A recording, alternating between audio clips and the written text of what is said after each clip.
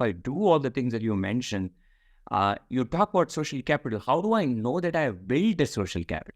So there are many behaviors, that are required. So like before answering this question, I would rather say saying that you need to build social capital and being able to leverage it are two very, very different things, right? So when we say that you are making or you are building social capital, there are a number of behaviors that we need and, that we also listen around us. So these are, for example, active listening, right? That you need to show genuine interest in others. You need to be all ears to, your people around you. Or if you're a people manager, then, people who are working with you in your teams and in your organizations. You need to look at their perspective. So there has to be a holistic perspective which is being taken into consideration. Empathy, is the buzzword these days that, you need to be very empathetic. You need to be authentic because, you just need to be genuine and authentic in your interactions with others. And, people are likely to connect with you. We listen to words like reciprocity, where, you're offering yourself your, support, your emotional support, your technical support in any other way. And, the reciprocity will follow suit. Emotional intelligence for that matter, that, you need to take care of the fact that you understand and manage your emotions and that of those who are navigating with you alongside various challenges in your organization.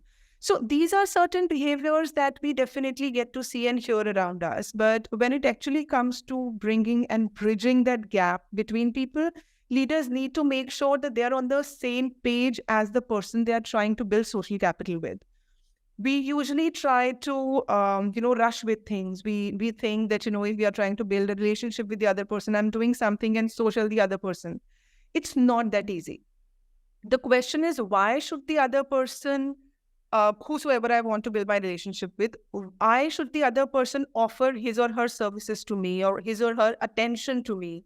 What am I doing so as to make sure that the other person would also be up to help me whenever I'm in need?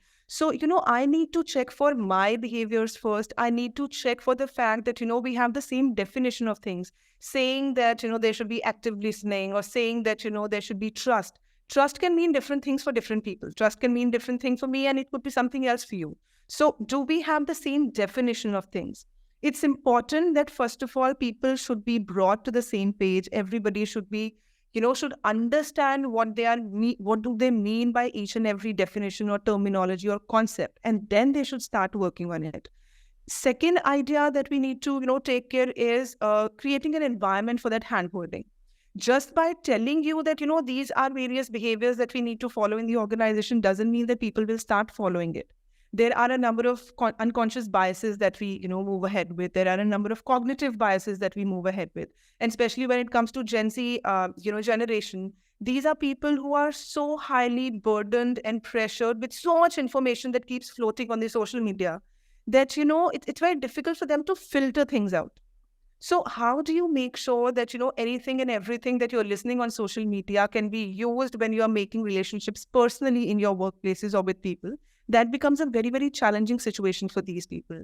We also need to, as leaders, make sure that, when you're dealing with people from different generations. So on one hand, as a leader, I would be taking care of somebody who, say, belongs to the millennial generation and somebody who belongs to, say, the baby boomer who might be, at a very high position in your organization. But at the same time, you're dealing and working with people who are very fast-paced and very tech-savvy people like Gen Z. So how do you make sure that, when you're trying to build these behaviors, everybody understands these behaviors in the same way?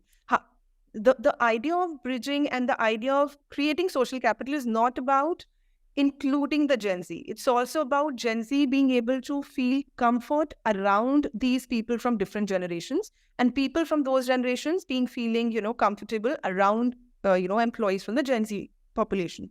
So these are certain things that need to be made sure that, they are there in the organization before we can kickstart the actual process. So this is something, which works as a prerequisite for an organization to be taken care of. Yeah. And that's very, very important.